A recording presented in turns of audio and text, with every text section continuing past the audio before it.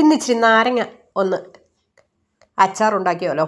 അതിന് വേണ്ടിയിട്ട് ഇതാ കുറച്ച് നാരങ്ങ എടുത്തിട്ടുണ്ട്. ഇച്ചിരി പച്ചപ്പൊക്കെ ഉള്ള നാരങ്ങയാണ്, കുഴപ്പമില്ല. ഒരു അല്പം പോലും കയ്പില്ലാതെ നമുക്ക് ഈ നാരങ്ങ അച്ചാർ എങ്ങനെ ഉണ്ടാക്കാം എന്നുള്ളത് നോക്കാം. ഈ നാരങ്ങ അവിക്കുകയോ ഒന്നും വേണ്ട. സാധാരണ പച്ചയ്ക്ക് തന്നെ ഇങ്ങനെ ഒരു നാരങ്ങ 8ആയിട്ട് കീറി റെഡിയാക്കി വയ്ക്കുക, അരിഞ്ഞു വയ്ക്കുക. അതാ ഓരോ പീസും കാണാമല്ലോ, 8 പീസായിട്ട് ഞാൻ അരിഞ്ഞിട്ടുണ്ട്. 4ആയിട്ട് വേണമെങ്കിൽ അങ്ങനെ ചെയ്യാം. എന്നിട്ട് അതിൽ ഇച്ചിരി ഉപ്പും കൂടെ ഒന്ന് കലർത്തി ഒന്ന് മിക്സ് ചെയ്ത് വച്ചിട്ടുണ്ട്.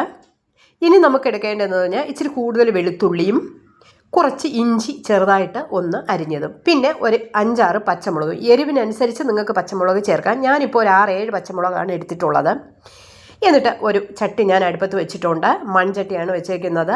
കാരണം അലൂമിനിയം ഇല്ലെങ്കിൽ ഇരുമ്പിൽ വയ്ക്കാം. അലൂമിനിയം ഈ നാരങ്ങ അച്ചാർ വയ്ക്കുമ്പോൾ അലൂമിനിയം മാക്സിമം ഒഴിവാക്കുന്നതാണ് നല്ലത്. എണ്ണ ഒഴിച്ചു, നല്ലെണ്ണ ഒഴിച്ചിട്ടുണ്ട്. കുറച്ച് കടുകിട്ടു. ഇനി കുറച്ച് ഉലുവ കൂടെ ഒന്ന് അങ്ങോട്ട് ഇടാം. അതൊന്ന് നല്ലവണ്ണം പൊട്ടി വരട്ടെ. ഒരല്പം പോലും കയ്പില്ലാതെ നമുക്ക് നാരങ്ങ എങ്ങനെ ഉണ്ടാക്കാം എന്നുള്ളത് നോക്കാം. ഇനി നമ്മൾ അരിഞ്ഞു വെച്ചിരുന്ന വെളുത്തുള്ളിയും ഇഞ്ചിയും അതിലോട്ടൊന്ന് ചേർക്കുക. നല്ലവണ്ണം ഒന്ന് ഇളക്കി കൊടുക്കുക. അതൊന്ന് ചെറിയ കളറ് മാറുന്നത് വരെ ഒന്ന് ഇളക്കാം. ഇത് ഒന്ന് വെളുത്തുള്ളിയും ഇഞ്ചിയും ഒന്ന് ചെറുതായി ചുവന്ന് വരുമ്പോൾ പച്ചമുളക് ചേർത്താൽ മതി. ഒരുമിച്ച് പച്ചമുളക് ചേർക്കണ്ട. കാരണം പച്ചമുളക് പെട്ടെന്ന് ഫ്രൈ ആയി പോവും, അതുകൊണ്ടാണ്. ഇനി പച്ചമുളക് ഈ നിറം വരുമ്പോൾ പച്ചമുളക് ചേർക്കാം. ഇനി ഇതെല്ലാം കൂടെ ഇട്ട് ഒന്ന് മിക്സ് ചെയ്ത് ഒരു 2-3 സെക്കൻഡ് ഒന്ന് അടുപ്പിലിട്ടേക്ക്. ഈ സമയത്തെല്ലാം വളരെ ലോയിലായിരിക്കണം വെക്കേണ്ടത്. കാരണം മൺചട്ടി പെട്ടെന്ന് തീ കയറും. മൺചട്ടിയല്ല, ഏതായാലും ലോയിൽ വേണം വയ്ക്കേണ്ടത്. ഇനി എടുത്ത് വെച്ചേക്കുന്നത് കുറച്ച് മുളക് പൊടിച്ചതാണ്. മുളക് പൊടിയല്ല, ഞാൻ മുളക് ഇച്ചിരി തരിയോടുകൂടി ഒന്ന് പൊടിച്ചെടുത്തു. കാശ്മീരി മുളക് പൊടി നല്ലവണ്ണം വറുത്തിട്ട് നമുക്ക് മിക്സിയിലിട്ട് പൊടിച്ചെടുത്തതാണ്. അതൊന്ന് ഇതാണ്ടോ ഇതിലോട്ടൊന്ന് തട്ടാം. അതിനുമ്പ് ഈ ഇത്രയും ഫ്രൈ ആയതിന് ശേഷം ചെറുതായിട്ടൊന്ന് കളർ മാറിയതിന് ശേഷം വേണം മുളക് പൊടി ഇടാനായിട്ട്. ഇനി ഈ മുളക് പൊടി ഒന്ന് ഇതിലോട്ടൊന്ന് തട്ടാം. ഇച്ചിരി കൂടുതൽ നാരങ്ങയുടെ വലിപ്പം അനുസരിച്ച് നമുക്കിടെ. ഇത് ഇപ്പോൾ മതി. ഒരു 100 ഗ്രാം മുളക് അടുപ്പിച്ച് ഞാൻ എടുത്തിട്ടുണ്ട്. അത് പൊടിച്ചപ്പോൾ ഇത്രയാണ് കിട്ടിയത്. നിങ്ങൾക്ക് നാരങ്ങ എത്രത്തോളം ഉണ്ടോ അതനുസരിച്ച് മുളക് പൊടി ചേർക്കാവുന്നതാണ്. ഇത് നല്ലവണ്ണം ഒന്ന് പച്ചമണമൊക്കെ ഒന്ന് മാറി വരട്ടെ. പച്ചമണമൊന്നുമില്ല, കാരണം വറുത്ത് പൊടിച്ച മുളകാണ്. കുറച്ച് കടുക് പൊടിച്ചതും കൂടെ ചേർത്തിട്ടുണ്ട്. ചതച്ചത് പൊടിക്കണ്ട, ഒന്ന് ക്രഷ് ചെയ്താൽ മതി. നല്ലവണ്ണം ചതഞ്ഞ് കിട്ടും. അല്പം ഉലുവാപ്പൊടിയും കൂടെ ഒന്ന് ഇട്ടിട്ടുണ്ട്. ഉലുവാപ്പൊടിയും ഒരുപാട് പൊടിക്കണ്ട, മഷി പോലെ പൊടിക്കണ്ട. പിന്നെ ഇട്ടിട്ടുള്ളത് കായപ്പൊടിയാണ്. കായം നല്ലതാണെങ്കിൽ 1 സ്പൂൺ ഇടാം. പിന്നെ ഇച്ചിരി മണം കുറവുള്ള കായം ആണെന്നുണ്ടെങ്കിൽ 1-1.5 സ്പൂൺ ഇടാം. ഞാനിപ്പോൾ ഒരു 3/4 സ്പൂണേ ഇട്ടിട്ടുള്ളൂ, കാരണം വലുതായിട്ട് ഒരുപാട് നാരങ്ങയൊന്നുമില്ല. ഇതെല്ലാം റെഡിയായി വന്ന സമയം നമ്മൾ അരിഞ്ഞ് മാറ്റി വെച്ചിരുന്ന നാരങ്ങ ആ വെള്ളത്തോടു കൂടി തന്നെ, ഉപ്പിട്ട് വയ്ക്കുമ്പോൾ ചെറിയ വെള്ളത്തിൻ്റെ അംശം കാണും, ഒന്ന് തട്ടാം. എന്നിട്ട് ഈ മുളകിനോടുകൂടി നല്ലവണ്ണം ഒന്ന് മിക്സ് ചെയ്തെടുക്കുക. ഈ സമയത്തെല്ലാം വളരെ ലോയിലായിരിക്കണം തീ ഇടാനുള്ളത്, അല്ലെങ്കിൽ പെട്ടെന്ന്, കാരണം നാരങ്ങ വേവാനുണ്ട്. ഒരു 7 മിനിറ്റോളം നാരങ്ങ കിടന്ന് വേകണം. എങ്കിൽ മാത്രമേ നാരങ്ങ നല്ല ഫൈനായിട്ട് വെന്ത് കിട്ടത്തുള്ളൂ.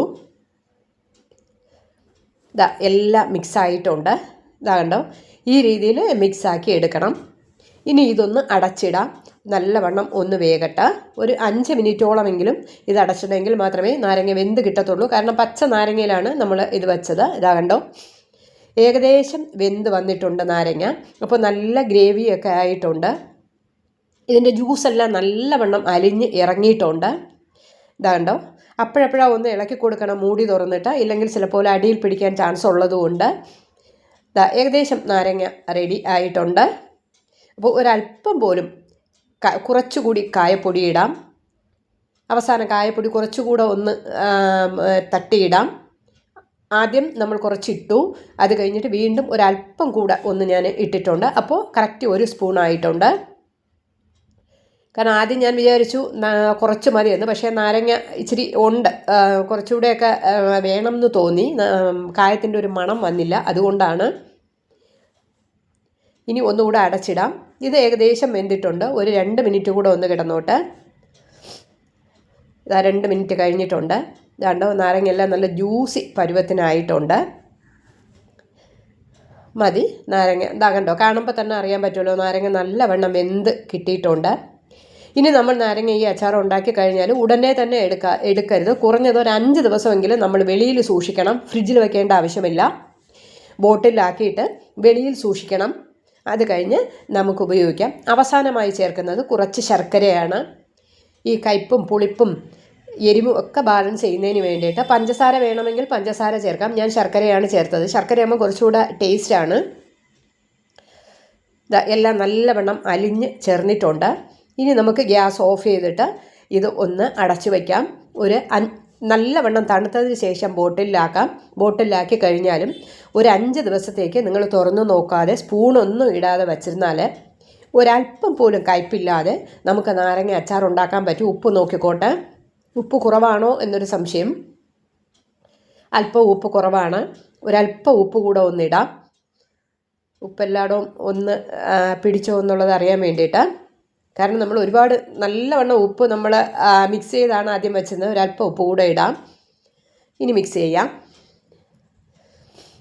കാരണം ഉപ്പെല്ലാം കറക്റ്റിനാക്കി വേണം നമ്മൾ റെഡിയാക്കി ബോട്ടിലാക്കി വെക്കാൻ. പിന്നീട് നമുക്ക് ഉപ്പിടേണ്ട ആവശ്യമില്ല. അത് ഇട്ട് കഴിഞ്ഞാൽ നല്ലവണ്ണം മിക്സ് ആവത്തില്ല. ഇത് ഉണ്ടാക്കുന്ന സമയത്ത് തന്നെ ഉപ്പെല്ലാം കറക്റ്റാണോ എന്ന് നോക്കി വേണം നമ്മൾ വയ്ക്കാനായിട്ട്. ഇതാകണ്ടോ, നല്ല അടിപൊളി നാരങ്ങ, നല്ല മണമുള്ള നാരങ്ങ കിട്ടിയിട്ടുണ്ട്. ഒരു തുള്ളി പോലും ഒരല്പം പോലും കയ്പില്ലാതെ നമുക്ക് പച്ച നാരങ്ങയിൽ തന്നെ അച്ചാർ ഉണ്ടാക്കിയെടുക്കാം. അങ്ങനെ ഉണ്ടാക്കിയതാണ് ഈ അച്ചാർ. ഓക്കെ, അപ്പോൾ നിങ്ങളും ഇതുപോലെ ഒന്ന് ചെയ്യുക. ബൈ.